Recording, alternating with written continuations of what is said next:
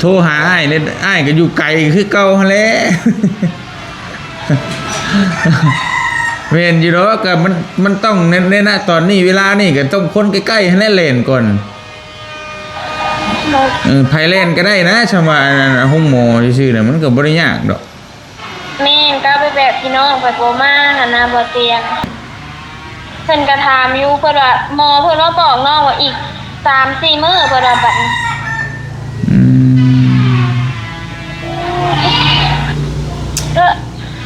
โอ้แห้งแล้ว3-4 มื้อเงินนั่นมีเท่าไหร่ผู้ใหญ่เพิ่นผู้กรณีเพิ่นช่วยเท่าใดน่ะ27ล้านค่ะให้พี่น้องไปเอากัน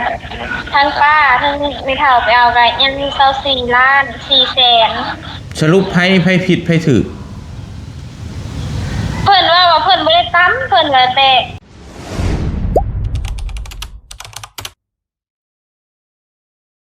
หังโตผมเท่เล่นเนาะเนาะป๊อดตู้พี่น้องเอ้ยลังต่อเอาโพดโพคนปล่อยมันห่างเองด้วยบ่ป๊อ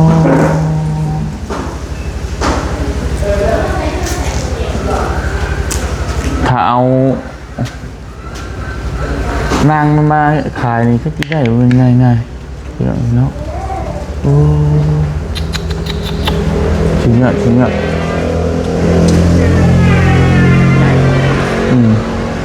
ไงดีรอไปยังไง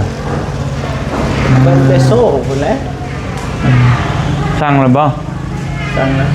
ผมไปสั่งอย่างนี้เปล่าแล้วสั่งนั่นต้มกับอันนั้นไปอันนี้อันเยื่องเหงสีเยื่องแม่เอาสัก2 จานก็ได้พอละ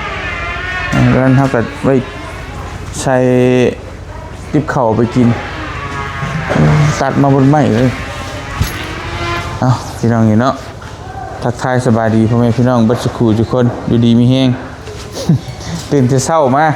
พี่น้องมื้อนี้ก็อยู่เมืองกระลึมเนาะอากาศก็เย็นพี่น้องเลยลมห้วย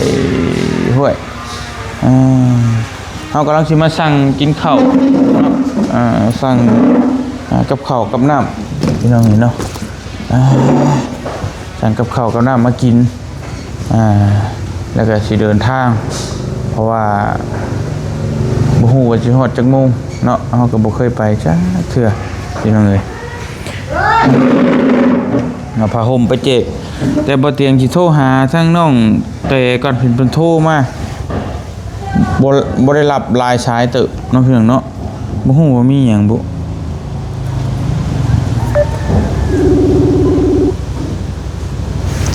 มีเวียกบ่ด้วย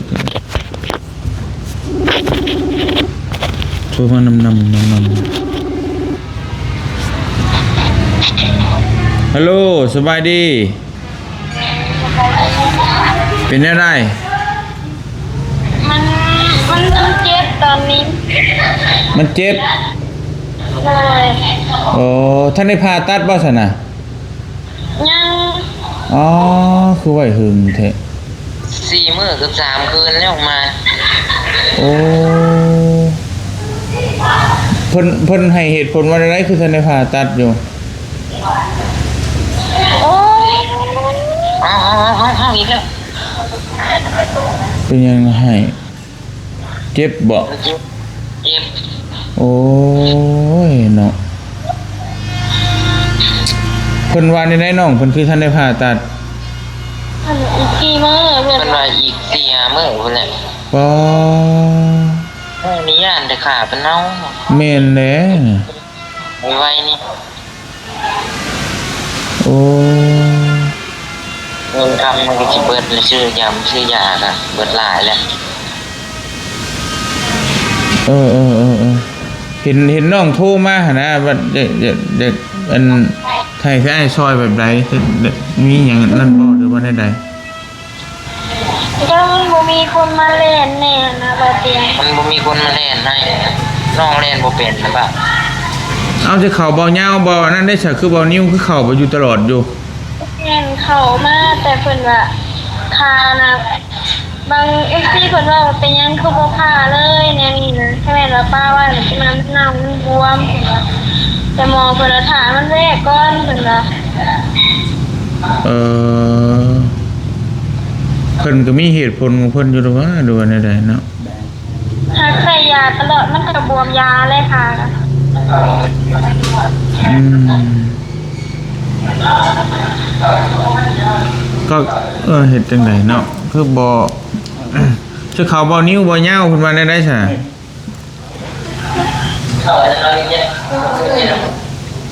เพิ่นมาแต่ตอนเล็กเพิ่นเล็กแล้วเพิ่นก็ไปเวียกหั่นนะ เออ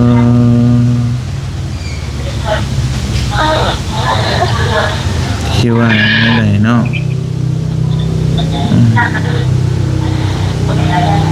คือเห็นผู้นั้นผู้นี้เข้าไปหาอยู่เพิ่นมีหลายคนอยู่บ่เข้าไปหาบ่ปรึกษาเพิ่นนี่บ่ถามเพิ่นก็ ผมนั่งสบายนอนนะ ตอนแรกก็บอกให้โทรหาบ่าวนี่เพิ่นว่า โทรหาอ้ายเนี่ยอ้ายก็อยู่ไกลคือเก่าหั่นแหละ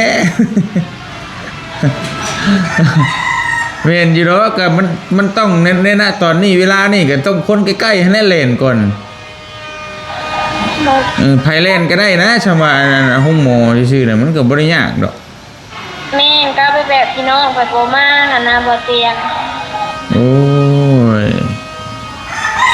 ที่จริงนะมันก็ แหละ บ่ได้ถามเบิ่งคือก็อันเบานิ้วเบานั่นบ่อันเฮงคนอยู่พื้นที่แล้วไอ้นั่นเฮงก็เล่นก็ได้ไผก็ที่เข้าไปช่วยแบบใดใช่แต่ละคนเข้าไปหานะเข้าไปช่วยแบบใดอันที่บ่เล่นบ่นั่นหั่นไปถามนี่ฮะ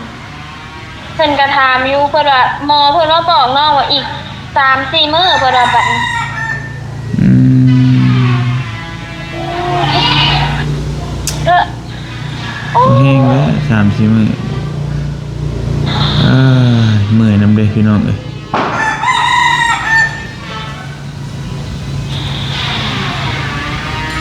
เงินนั่นมีเท่าไหร่ผู้ใหญ่เพิ่นอันคู่กรณีเพิ่นช่วยเท่าไหร่น่ะ 27 ล้านค่ะให้พี่น้องไปเอากันทั้งป้าทั้งไม่เฒ่าไปเอากันยังมี24ล้าน4แสน สรุปไผผิดไผถูก เพิ่นว่าเพิ่นบ่ได้ตํเพิ่นว่าแต่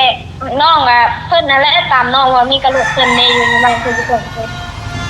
เอ้ากล้องเบิ่งกล้องวงจรบ่เห็นบ่ เพิ่นว่ากล้องตายเพิ่นน่ะ โอ้มันสิมาตายตอนนี้แท้กล้องก็ได้อืม เพิ่นว่าตอนเพิ่นจะเอาน้องมาให้หนูเพิ่นว่ากล้องหน้ารถด้วยก็มีเพิ่นดูเบิ่งให้แล้วเพิ่นว่าบ่มีเลย อืมโอ้มันบ่ได้ติเนี่ยเนาะปกติก็ตามหลักมันก็ต้องคู่กรณีแหละมาเบิ่งมายิงรับผิดชอบเต็มที่เลย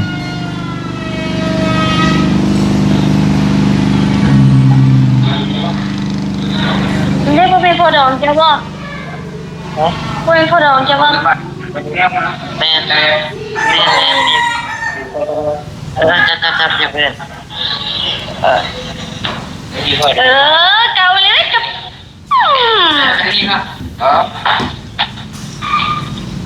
เพิ่นอยู่นอก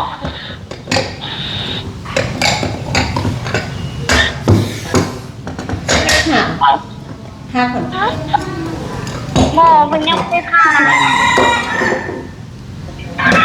เจ็บมันปวดเพิ่นอีก3-4 มื้อ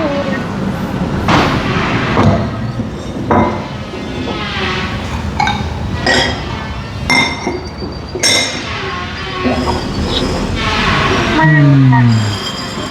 คือดูเด็ก นี่ได้นี่นะบ่ได้ถามเพิ่นบ่คำว่าเพิ่นบ่นั่นก็บ่ให้เพิ่นส่งลงแข่ง ก็บ่ได้ถามเพิ่นมีก็บอกว่าถ้าอีก3-4 มื้อเพิ่นบอกมื้อนี้ก็ อืมตัวนั้นมันบวมนะมันพาบ่ได้สิบ่ เพิ่นว่ามันบวมมันผ่าบ่ได้เพิ่นน่ะกับใส่ยานี่หั่นน่ะ เออเนาะ มีกระดาษไว้ ตอนนี้ไผมาเยี่ยมในมื้อนี้มีคนมาเยี่ยมอยู่บ่ มื้อนี้สาวไร่ก็ยังบ่ได้มาแต่บ่าวยังบอกว่าใกล้ๆนี่บ่าววันไส้บ่ อืม บ่เป็นผู้อีกเด้อ ที่จริงหันบ่าวพัดชัยบ่าวนิ้วหันก็คนอยู่ที่นู่นหันแฮงฮู้และแพทย์หมอแฮงจักแหละจะถามเพิ่นก็ได้ที่ว่าอันนั้นอ้ายก็แม่นอยู่ถ้าอยู่ใกล้มันผัดอ้ายอยู่ไกลมันผัดยังคาอยู่ภูอยู่เขาพี่ตอนนี้ก็ มันก็ได้กลับบ่ได้ ที่จริงมันก็เล่นแบบนี้มันก็บ่ยากนะใครเล่นให้ก็ได้มันบ่ได้ว่าอหยังมากมายหรอกที่จริงมันต้องคู่กรณีพุ่นผู้ชนน้องพุ่นเพิ่นต้องเล่นให้รับผิดชอบทุกอย่างอ่ะ บ่อันนี้นั่นรูปแบบเป็นป้าเป็นไม่เฒ่าแบบเพิ่นไปหักเอาเงินน่ะไว้โพดได้เบาเตียง โอ้ยที่จริงมันต้องเฮาต้องให้เพิ่นรับผิดชอบตามหลักมันน่ะรับผิดชอบจนดีจนเศร้าบ่ได้เฮาบ่เอาเงินน่ะเพิ่นเสนอมาเท่าไหร่เฮาก็บ่เอา ขนาดไปเอาเงินน่ะน้องน่ะนอนเจ็บอยู่พี่แล้วตัวน้องน่ะบ่จักแนวเฮ็ดไปนี่เพิ่นเลยว่ามีก็โทรบอกให้เบานิวกับเบาเหย้าไปเอาเงินเลยเพิ่นล่ะน้องก็เลยโทรหาเบานิวให้เบานิวไปเอาให้เพิ่นก็เลยว่าถ้าแม่นว่าเอาเงินมอบให้ชุมเจ้าแหละคอยสิบ่ไปจักเทื่อได้ว่าไปหามันน่ะเพิ่นบ่ไปเยี่ยมไปยามได้ว่าบ่แล้วทั้งเบานิวกับเบาเหย้าเลยถามน้องว่าเฮ็ดได้ใดแต่ว่าถ้าแม่นเราไปเอาเงินนำเพิ่นแหละเพิ่นสิบ่มาเยี่ยมเจ้าได้บ่แล้วผัวน้องก็เลยว่าไปเอามาโลดบ่าวว่าตอนนี้น่ะเมียเฮาเจ็บแฮงเพิ่นเลยว่าแบบป้ากับไม่เฒ่ากันเดี๋ยวนี้ก็เพิ่งไปได้มาเลยแต่เมื่อวานนี้ แล้วเป็นหยังคือเป็นแบบนั้นคือเฮ็ดจังซั่น ความหมายนะเพิ่นน่ะเงินนั่นน่ะเพิ่นอยากปันกันอยากแบ่งกันได้เงินตัวที่ว่าเสีย เอาแบ่งกันได้เงินเขาให้มารักษาตัวบ่สิไปแบ่งกัน นั่นแหละเขาอยากได้เงิน โอ้ เงิน20,000ยังบ่เหลือพวกอีก เป็นอย่างนั้นไปอีกเนาะเฮ้ยจะคุมเว้าแล้วอ้ายก็ได้แบบนี้ คนอื่นมาช่วยปุ๊บเปิดว่าเจ้าของพี่น้องกันสิเอาเงินไปแบ่งกัน โอ้ยหัวจะปวดเอ้ย ตัวแรก ทั้งเอ้ยน้องเอ้ยนางได้สิเรามาเยี่ยมอยู่บ่ เมื่อวานนี่บ่มื้อซื่อนั่นเนาะแล้วก็เวียกเราหลายแล้วก็ มีแต่ถามเพิ่นนั่นแหละแต่มันมีแต่ว่าพอตะเก้าก็อยู่หั่นก็นั่นอยู่แต่ว่าหากมันเพิ่นก็มีเหตุผลของเพิ่นบ่หรือว่าจังไดบุที่ว่ายังบ่พาชาตะเก้าก็น่าจะพาเร่งด่วนอยู่เพราะว่ามันเป็นอุบัติเหตุแต่เฮาก็บ่อยากเว้าไปหลายยันมันมีเหตุผลของเพิ่นในการรักษาแหละแพทย์หมอแหละ เพิ่นก็เลยผ่าอีก ยันมันอันตรายเด้ถ้ามันบวมมันหยังเพบ่ดีบ่เศร้าแล้วยันมันได้ตัดขาอีกเพิ่นก็มีเหตุผลของเพิ่นอยู่แต่ใจเย็นๆก่อนนะเฮ้ยอดก่อนนั่นแหละเฮ็ดให้มันได้เป็นน่ะเด้ซะมันได้เป็นแล้วก็อดทนเอาก่อนนั่นแหละเดี๋ยวมีอะไรเดี๋ยวไอ้สิประสานทั้งบ่นิ้วบ่ยาวเบิ่งเด้อ น้อย ได้ก็เอ้ยเนาะเพิ่นเยียวยาเพิ่นเอาอันเงินให้27ล้านน่ะจบบ่ แม่ เป็นอย่างนั้นเนาะ กระดาษให้เบานิ้วไปเอาเงินไหนนั่นเพิ่นยังก็เพิ่นเว้าซะแน่ใส่เบานิ้วเอาบ่ฮู้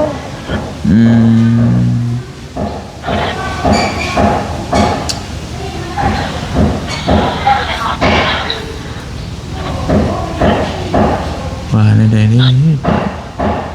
ในคลิปไปแล้วเห็นอยู่ก็ถึกเรื่องน้องอยู่คือว่านี่ใดเป็นนี่เนาะมีแต่เรื่องมีแต่แนวแท้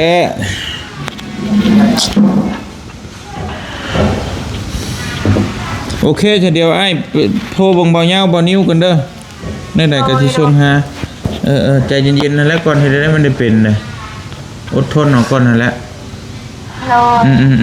เดี๋ยวให้เขาไปถามเบิ่งให้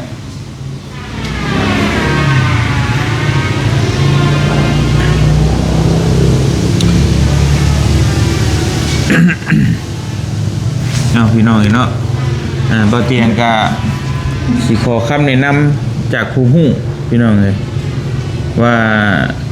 ในกรณีที่ว่าเขาอุบัติเหตุนี่ในการผ่าตัดนี่มันต้องเร่งด่วนเด้อหรือว่าต้องรอก่อนหรือว่าจังได๋เฮาก็บ่ฮู้นะอันนี้เพราะว่าน้องแต่เพิ่นบอกว่ารออีก4 มื้อ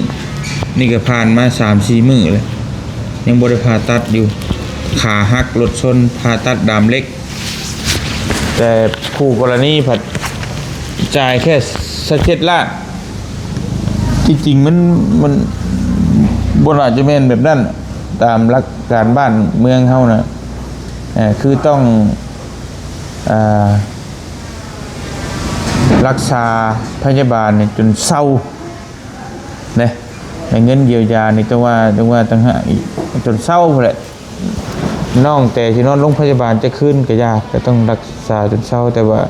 อันนี้บ่ฮู้ว่าเตียงกับเพิ่นตกลงกันแนวใดแบบใดเพราะว่าพี่น้องเพิ่นไปใกล้เกลี่ยบ่หรือว่าจังได๋เฮาก็บ่ฮู้เนาะเรื่องนี้ก็บ่เตียงบ่ได้อยู่นำก็เลยบ่ฮู้นำเลยพี่น้องเนาะบัดนี้จักสิเป็นแนวใดอันนึงอยู่ สร้างเป็นเพราะถ้าบ่เตียงอยู่ก็อาจจะยังบ่ให้เอาเบิ่งเพราะว่าต้องเบิ่งว่าไผผิดไผถูกมันก็ต้องไปถามเจ้าหน้าที่ผู้มาหั่นเนาะหรือว่าเพิ่นซนแหละเพิ่นฮุบไปเลยบ่พี่น้องต้องถ่ายรูปถ่ายห้อยไว้ข้างนี้นั่นนะตอนนั้นมันก็ยากอยู่แต่มีกล้องหน้ารถก็สบายแต่กล้องหน้ารถกับกล้องหน้ารถเพิ่นบ่ให้มันก็ต้องมีหยังสักอย่างอยู่แหละแต่เฮาก็บ่ฮู้มาหาอาหารสร้างกับข้าวกินแล้วก็ออกไปเวียกบัดมีแต่ว่าเดี๋ยวบ่เตียงสิประสานทางเบาเหยาวเบานิ้วเบิ่งก่อนเนาะก็เพราะว่ามันก็เว้ายากอยู่ได้พี่น้อยเกี่ยวกับโรงแพทย์โรงหมอนี่บ่เตียงก็เคยผ่านมาหลายอยู่ที่พาไปผ่าตัดอยู่ไทยหยังก็คือเฮาสิเร่งบ่ได้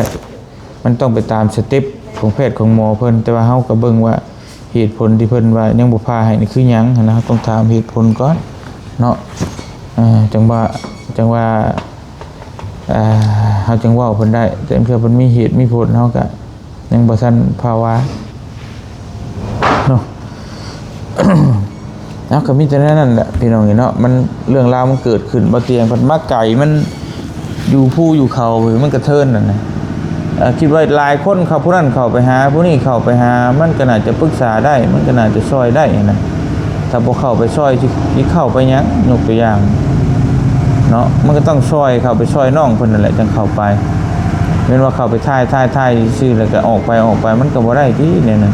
เราก็ต้องหาทางช่วยน้องเพิ่นเดี๋ยวจะถามเบิ่งทั้งเบานิ้วว่ายาวว่าเหตุผลมันเป็นแบบใดเรื่องราวมันเป็นจังได๋คือว่ามันเป็นแบบนี้เนาะหรือว่าเพิ่นก็มีเหตุผลของแพทย์ของหมอหรือว่าจังได๋เฮาก็บ่ฮู้เอาพี่น้องเอ้ยกินข้าวกินน้ำก่อนจังเดินทางเนาะกินข้าวกินน้ำกันบัดนี้มาสบายดีเด้อทีมงาน เตรียมพร้อมพี่น้องกินข้าวกินน้ำแล้วก็ออกเดินทางเนาะคือเก่าเจอกันอยู่เมืองกระลึมคือเก่าบัดมื้อมื้อนี้พี่น้องเอ้ยเนาะแล้วก็เฮาสิเดินทางไปหมู่บ้านห้วยไร่เนาะ